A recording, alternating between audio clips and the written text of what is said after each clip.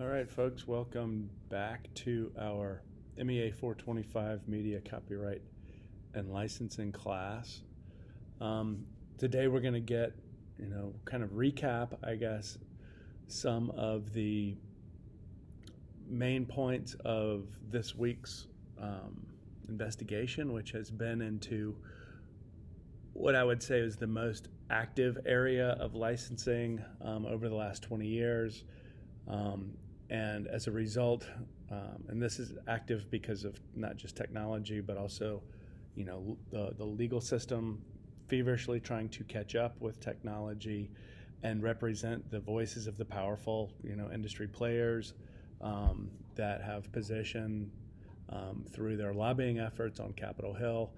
And so given the size of the players, the amount of money, the speed of technology, the lethargy of the legal system, bordering on, dysfunction of government, if you want to go there, this is, a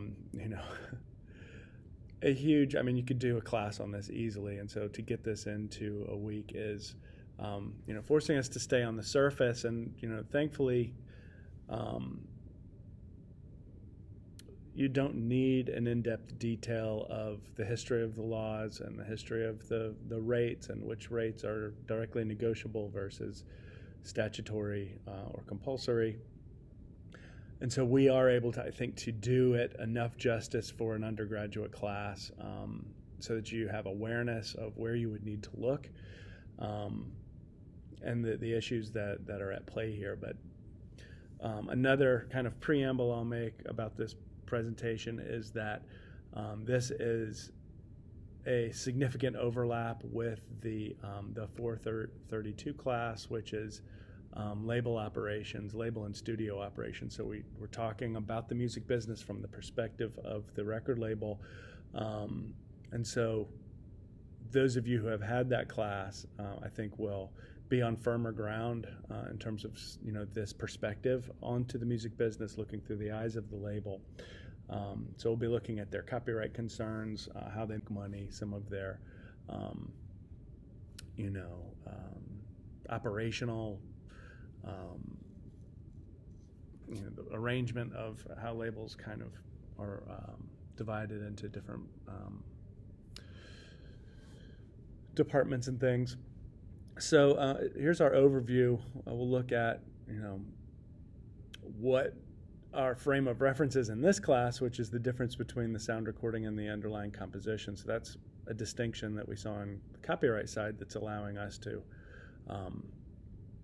understand, one of the main points about, what we're monetizing here, what we're licensing, what we're not licensing.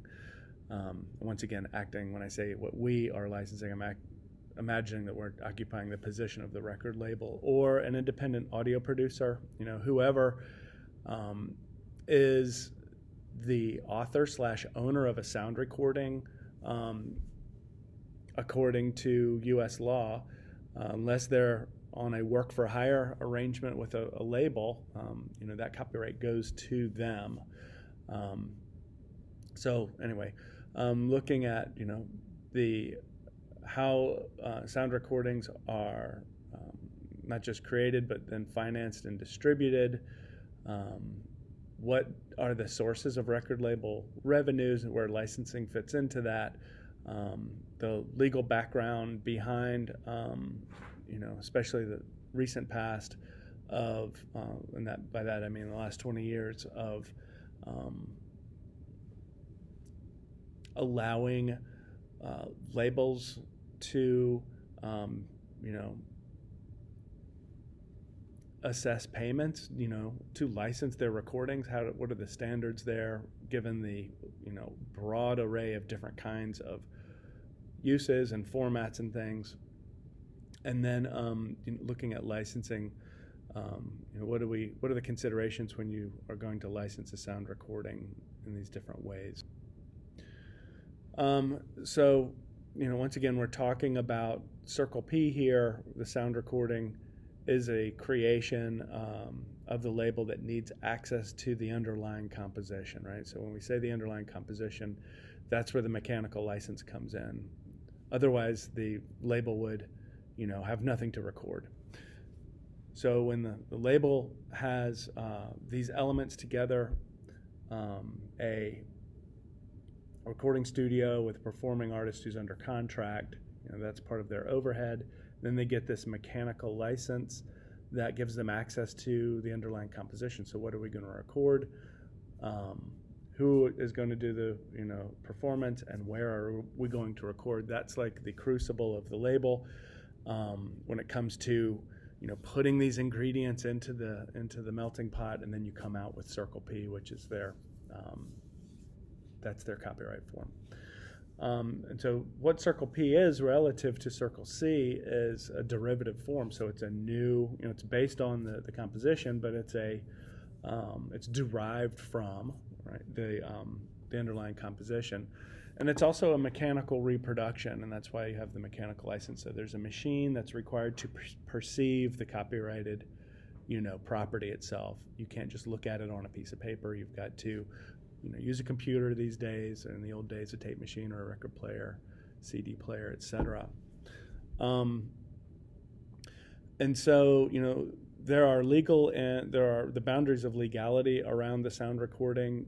We've got issues with, bootlegging, for example, is, refers to that term. The historical sort of meaning of that term is back when alcohol, during the days of Prohibition and alcohol was illegal, people would sneak their alcohol in, little flask in their boot leg, hide it in their boot and walk around and, not be perceived as criminals. And now these days it's the illegal recording of a live performance by once again hiding. So you're concealing a small recording device. And so bootlegging is a term that has come from the days of illegally having commerce of illegal alcohol to now legally having commerce of sound recordings of live performances. And so what's against that, on the legal side, is that the performer has a right of publicity. And so the reason that a bootleg is illegal is because the performer has to consent to be in a recording situation. So there's a difference between consenting to do a live performance versus consenting to have that performance recorded. It's a completely different mindset for an artist. And that's why, when you look at an artist recording contract with a record label, the right of publicity is one of the first rights that is transferred, away from the performer to the label, because they want to be able to control the artist's name and their likeness and their voice, and to kind of put that out there. But this is, it's assumed that when they go into the recording studio, that the label is in control of kind of creating that image of the artist's public image. So bootleg is one example of an illegal sound recording. Another one would be counterfeit, and counterfeit is when you've got an illegal recording, so a duplicate without the permission to duplicate. So in the old days, that would be like a CD or a record that actually had the label on it and the artwork and all of the liner notes and stuff. That's a counterfeit, just like a counterfeit dollar bill has all of the sort of metadata. It's got the picture, all of the little codes on the dollar bill, which is different from a pirated copy. So a pirated copy is just the phono record. It's just the recording, the MP3. We don't have the reproduction of the label or the artwork or the liner notes, and all of that stuff is stripped, that metadata. And so that's the difference between these illegal forms of sound recordings: bootlegging, counterfeit, and a pirated copy. So that's why we call piracy the recordings that are exchanged by P2P file sharing, because they don't have any of that extra information. It's just sound recording. When you look at how labels, or how recording artists, I should say, finance and distribute recordings, or how a recording artist to do that, or how anyone does that. There are three kind of simplified models here. The first is the DIY model, the second is a hybrid DIY model, and the third is the, quote, record label model. Excuse me. So in the DIY model, I'm sure many of you are familiar with this, it becomes progressively easy to create your own music if you have the chops as a songwriter, or even as a beat producer and a rapper. That you can create an original composition, so that's the underlying composition, and then you produce a recording of that, either with various types of software, or if you want to go old school and get some tape and set up microphones and go into a controlled space like a recording studio. And then you take that all the way out to the publication of the recording. So how do you put that out into the world? So that would be up to you to execute all of that. And so, songwriting, record production, studio performance, distribution, and marketing. That's the entire sequence, right? So I need to get my hands so that you can actually see my hand gestures. So that's a true DIY model. Now, usually, you do that once or twice and you're like, oh my gosh, let me stick to what I'm good at. Maybe I can record myself and do the performance and, put together a composition.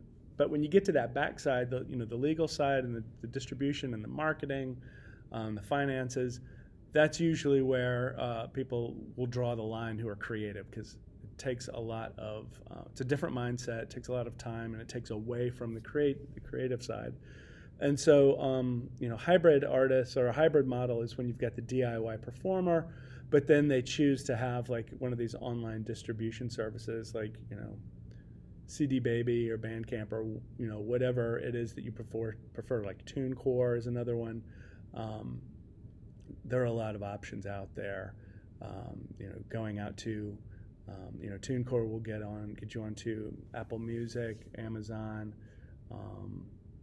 and then there are individual relationships with Spotify, Apple Music. Even iTunes would require that a label affiliation to be, part of the agreement. Otherwise, they're not just going to take people on an individual basis. And so that's the hybrid side. You've got the creative, which the artist is still doing, and then you go over to the, the back end of the deal, where you've got distribution, sales, marketing, licensing, or payment for the mechanicals if you're doing a cover song. So the administrative side would be farmed out to a third party, right? So you've got artist plus third party, and now the third model is when you've got the record label, whether it's a major independent label that you're still going to be dealing. The artist is kind of subsumed into their organizational structure, where the A&R department and the representatives of the A&R departments, which some people call an A&R, which is kind of street lingo. You don't find too many people in the music business saying, "Hey, I'm an A&R." It's I'm with the A&R department, or I'm an A&R representative. But in any case, that's small, not a huge deal there. But that's the first point of contact between the label and the artists themselves, and then artist relations would be the next point of contact that then goes into some of the legal and financial department will be drafting the contract, and then you've got marketing, which would be about 80% of the the label structure. So another example of 80-20 balance in the music business, where you've got 80% of the effort of the label is all focused on the marketing, sales, promotion, side of the equation. So that's a little bit about the organizational structure of record labels. And that's really who we're looking at today, because they are most frequently associated with Circle P. And so a section on master use, which is the licensing of Circle P, of course, is going to require a fundamental understanding of, who the label is, how do they get into a position of copyright ownership, and so all of this requires, scouting the talent, recording the talent, and then putting it through that sort of organizational structure we just talked about. So, sources of label revenues, it's not a lot compared to Circle C, music publisher revenues. You've got quite an array. And with every new form of technology, there's a new kind of license that comes up there. So, traditionally, and this is what labels sort of built their empire on, before the year 2000 and Napster, P2P file sharing, the labels were, 2 times, 3 times more lucrative and more powerful, financially speaking, than any other sector of the music business. So concerts, music publishing, the music products side of things, those were all, 1/2 or smaller of the value of recordings of the record companies.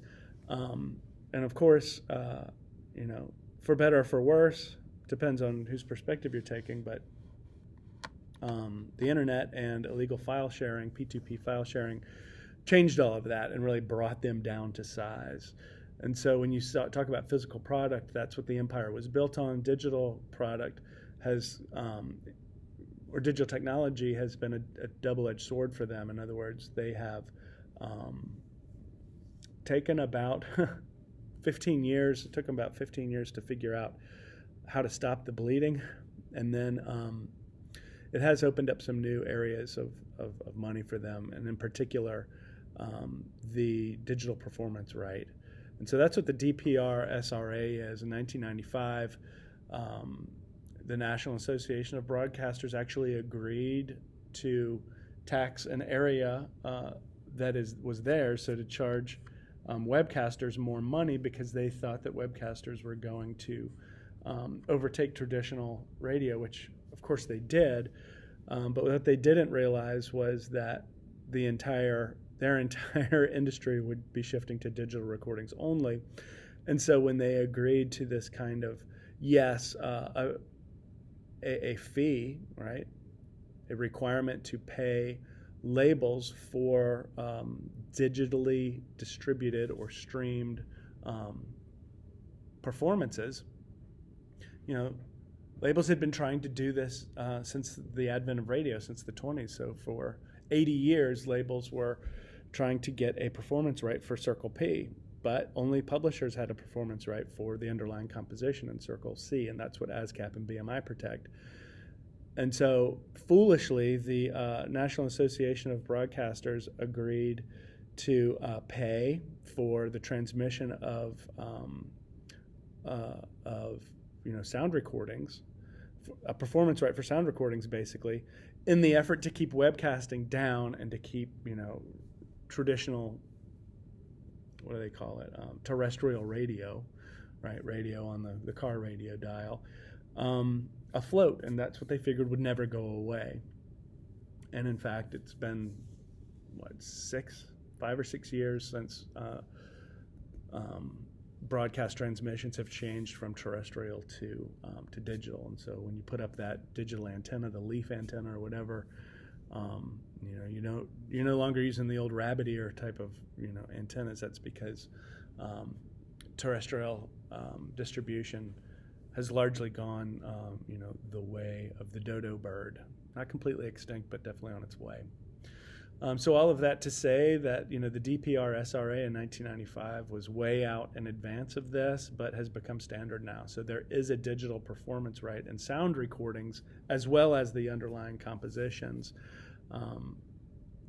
And so record labels have been the great beneficiary of this.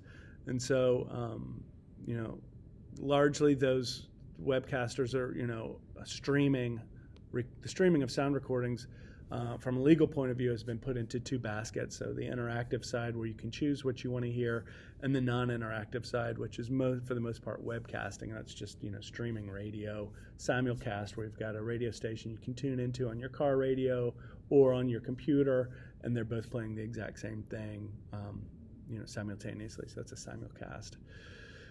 And then revenue from other licensed sources. And so this is what I refer to as master use. And so using an audio master, Circle P, in cable, TV, and film would be kind of the analog of synchronization, meaning the Circle P version of what music publishers call synchronization. And then you've got commercial advertising, some of those licenses setting bars in the 1990s and 2000s of, $500,000 for a commercial advertising use of, say, the Beatles' Revolution for Nike, or what was the other one, Rhapsody in Blue for United Airlines. Muzak, or when you go to the dentist's office, business music that's piped through the speakers, they get a kickback on that. So there are licenses for that, for video games, and for a few other things, but those are going to be your main sources of how are we going to make money off of this Circle P, right? So you do have a performance right, you do still have your traditional product, and now you have, and so the performance right includes, of course, streaming, so Spotify and Apple Music, that would be under interactive streaming. And now you also have all of these other forms of master use, getting your recording onto a commercial, onto television or film, business music, video games. A little bit on the legal background here, and this is where you can spend a lot of time looking at, the history and all of the laws and all of the, backroom deals and stuff. We're not going to spend a lot of time here. It's enough really to recognize that, that labels are in the business of generating their own copyright, just like, say, sheet music publishers are. Their, visual representation of musical notation of a song is also a derivative right, but it's just another, it doesn't have its own designation of copyright. It's a Circle C in its own right as a derivative of the original composition. So it could be an arrangement, for example. And so, when you put the composition, from the label perspective, they put the composition along with the performer contract, and they've got access to their studio, put all that together, and out pops the sound recording, which is Circle P. And so there are mechanical reproduction and public performance rights that are bound up in that, as we saw. When you look at digital audio transmission, those laws were set down not only by the DPRSRA, as it was then modified by the the DMCA, Digital Millennium Copyright Act, 5 years later in 2000. Those are setting the contours of what constitutes digital audio transmission, and so once again, that is the digital transmission of a sound recording. And then you've got the holdover from the physical era, so pre-2000, of the doctrine of first sale. And the doctrine of first sale simply says that, you may have a CD, and you can resell that or trade it or throw it in the garbage or, use it as a Frisbee out in the yard. But the first sale from the factory to the consumer belongs to the record company. And so, that had some holdover in the digital domain as well. And so, meaning that people were able to, trade their permanent downloads of music amongst themselves, but the initial acquisition, the transmission of it, back in the iTunes era of downloading music, that was protected by the doctrine of first sale as well.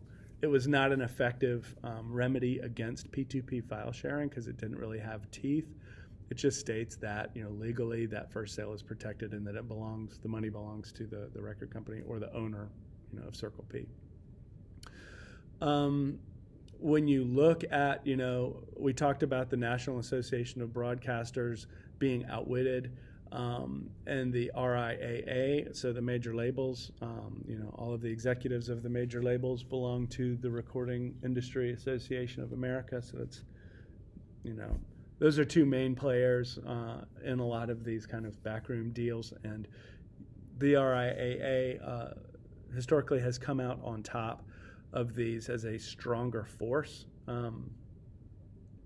with the exception of, up until 1995, that performance right. They really wanted that performance right, because when a song is played on the radio, it's not just the underlying composition, it's the recording, and that's what their money, their bread and butter is. So, you look at, there are different legal structures for interactive versus non-interactive webcasting. And so the compulsory license is really the, in the DMCA from 2000 have recognized that when you've got an online radio, streaming radio online, that the listener really has no control over that, other than, I know that this station plays this kind of genre, but I don't know which artists are about to come.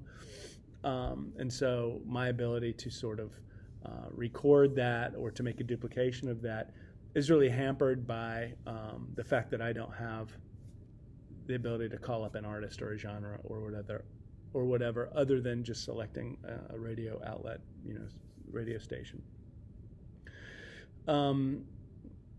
And so that's where this idea of a compulsory license came in, as a way to solve what's really a very complex issue, which is how to, put together the owner of a recording with when it was recorded, with who's doing the performance. And so, on the performance side, the Sound Exchange was established in 2000, the same time as the DMCA came about, as the Circle P version of ASCAP and BMI and all of the Circle C performing rights organizations. So Sound Exchange is a performing rights organization for Circle P, meaning that they police and assess what's being transmitted, and they're able to do that in the digital era pretty accurately because of using digital fingerprint and broadcast data systems technology to get a very clear idea of what's being performed where. But the compulsory license basically says that the government can set up the copyright royalty board, and the copyright royalty board can indicate what the fees are that everybody pays.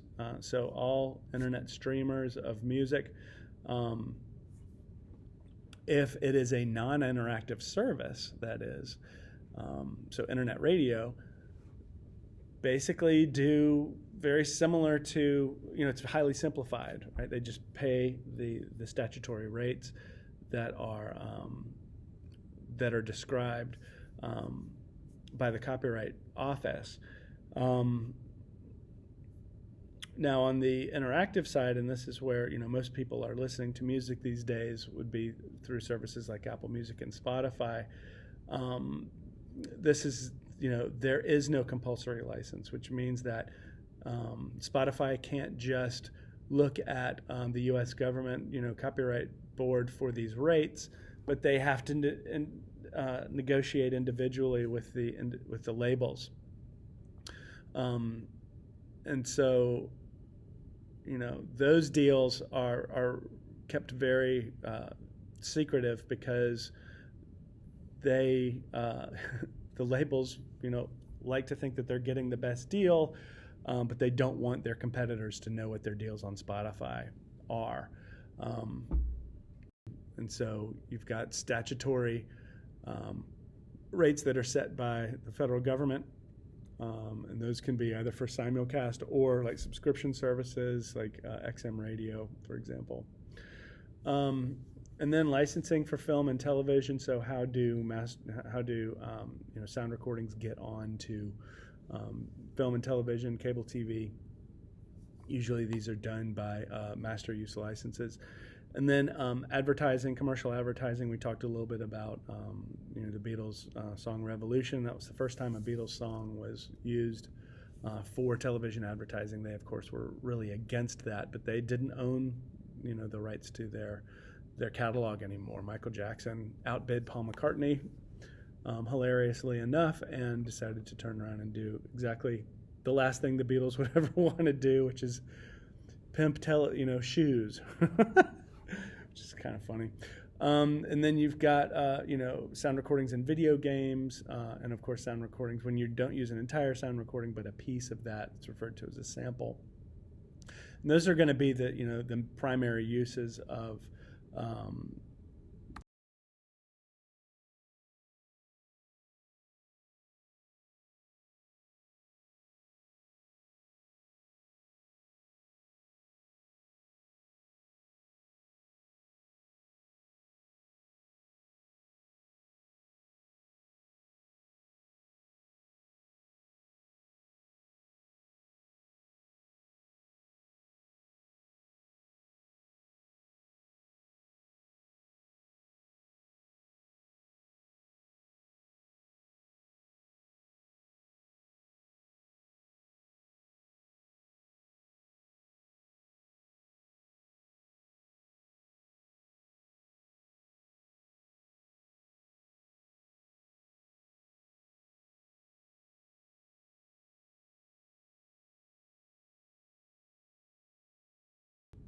master use, right?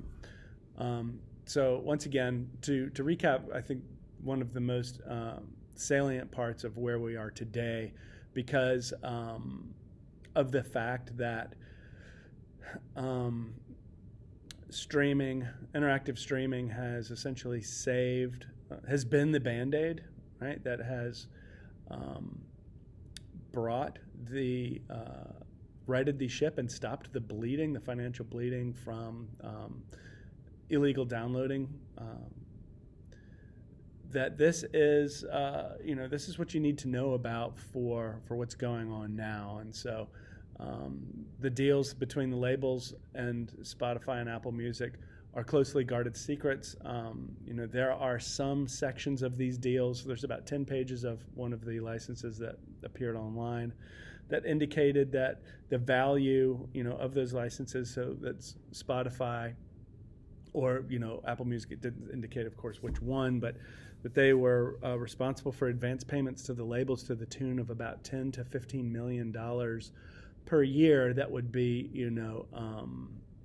settled against the royalties. But, that's kind of an idea of the figures that we're talking about here. And that's, one of the three majors currently. And so you multiply that by, another 15. So we're talking about, those services being out on the front end, just with the advances, maybe $40 to $50 million is the cost of doing business. And that does not address the payments out to the music publishers, and usually they're the ones that are being, kind of second in line, and so they're usually angry about this entire situation. But so once again, those services have no rate that's set by the government, no statutory rate, and so they negotiate those deals individually, and no two are identical. And so all of this to kind of say, okay, we've talked a lot about different ways to make money with your intellectual properties. Now let's back up to the kind of big picture of the class. We've talked about print, we've talked about mechanicals, public performance licenses. Now we've talked about master use. So these are the big kind of synchronization we've talked about. See, there's some of the big pieces of the pie of music publishing are now in place. And so how much money are we talking about? So you'll remember last week I put out an assignment that's due next week that allows you to kind of look at this issue from a macro perspective. So how much are these different licenses? How much money are we talking about? And so the issue of money in the law, of course, is highly complex because you've got several formats of music that are being discussed, whether digital, analog, print music, whether it's being played in a video game, the different kinds of platforms, different kinds of transmission types, frequency of legal, modification of the laws, especially in the last 20 years. It's like very, very, requires someone who does this, I would say professionally for a living, like a music publishing, a lawyer for a music publisher or a record company, to sit down and indicate, that's the kind of person that would be able to that's the amount of specialized knowledge that you would need as an industry player to kind of sit down and just have full awareness of this. But as a student in this class, I wanted to find a way to give you guys access to this information that would be, simple.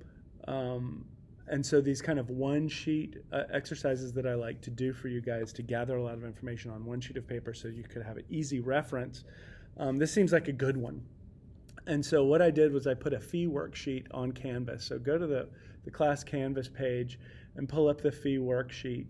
And then, download that so you've got a copy of it. And then if you go under, at the bottom of the Canvas page, there's a section called Resources, and you'll see a download reading called Typical License Fees. And this is about 10 pages that will take you through all of these license types that we've talked about, and will allow you to do a matching exercise where you can identify the appropriate amount of money for a print license versus a synchronization license versus these different master use licenses, etc. So you can have an idea, what kind of money are we talking about here? Okay, so this is going to help you sort of have a mental reset of like, okay, now I've seen what these licenses do, who is the licensor, who's the licensee, what controls the values and things. Now, what's the money part of it? Okay, this is kind of the payoff at the end.